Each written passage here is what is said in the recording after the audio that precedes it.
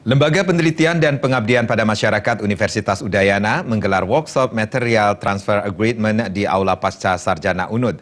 Workshop ini bertujuan melatih dosen peneliti agar memahami tata kelola dan manajemen untuk pertukaran material yang menjadi objek penelitian.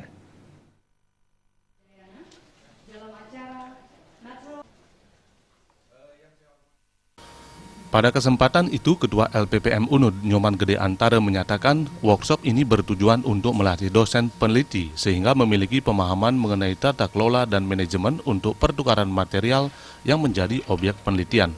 Workshop kali ini menghadirkan dua pembicara. Pembicara pertama adalah dosen Institut Pertanian Bogor, Muhammad Agil, yang menyajikan materi penyusunan dokumen perjanjian kerjasama, penelitian internasional dan penyusunan counterpart Agreement Data Change Agreement, serta Material Transfer Agreement. Pembicara kedua adalah dosen Universitas Udayana, I Gusti Ngurah Kade Mardike, yang menyajikan materi perlindungan hak-hak dalam kolaborasi riset internasional.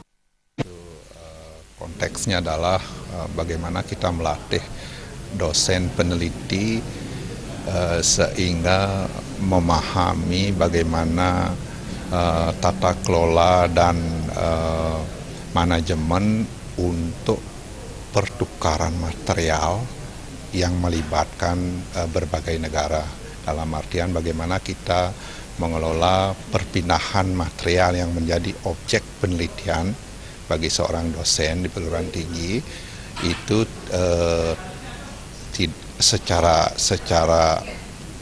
sesuai dengan aturan dan legalitas, sehingga kelancaran dari material yang jadi objek penelitian tadi itu baik dari Indonesia maupun keluar, ataupun material yang ada di luar negara kita masuk ke Indonesia itu tidak menimbulkan masalah.